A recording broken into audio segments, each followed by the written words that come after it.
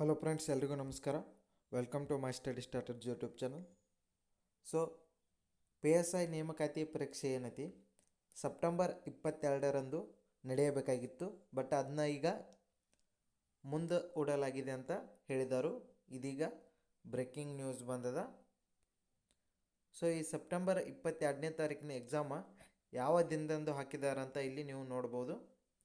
ಇಲ್ಲಿ ಸೆಪ್ಟೆಂಬರ್ 22ಕ್ಕೆ ನಿಗದಿಯಾಗಿದ್ದ 402 ಪೋಸ್ಟ್ಗಳಿಗೆ ಏನೈತಿ PSI ನೇಮಕಾತಿ ನಡೆಯಬೇಕಾಗಿತ್ತು. ಬಟ್ ಅದನ್ನು ಈಗ ಸೆಪ್ಟೆಂಬರ್ 22 ಇದ್ದಿದ್ದನ್ನು ಚೇಂಜ್ ಮಾಡಿ ಸೆಪ್ಟೆಂಬರ್ 28ರಂದು ನಡೆಸಲಾಗುವುದು ಅಂತ ಹೇಳಿದ್ದಾರೆ. ಸೊ ಇದರ ಬಗ್ಗೆ ಸ್ಪಷ್ಟನೆಯನ್ನು ಗೃಹ ಸಚಿವರಾದ ಪರಮೇಶ್ವರ್ ಅವರು ಇದನ್ನು ತಿಳಿಸಿದ್ದಾರೆ. ಸೊ ಸೆಪ್ಟೆಂಬರ್ 22ನೇ ತಾರೀಕಿದ್ದಿದ್ದ 28ಕ್ಕೆ ಏನೈತಿ ಎಕ್ಸಾಮ ಪೋಸ್ಟ್ಪೋನ್ ಆಗೈತಿ.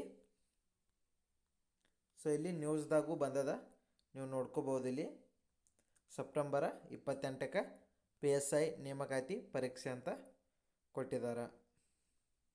ಸೊ ಇಲ್ಲಿ TV9 ಈ ವರದಿಯನ್ನು ಮಾಡದ.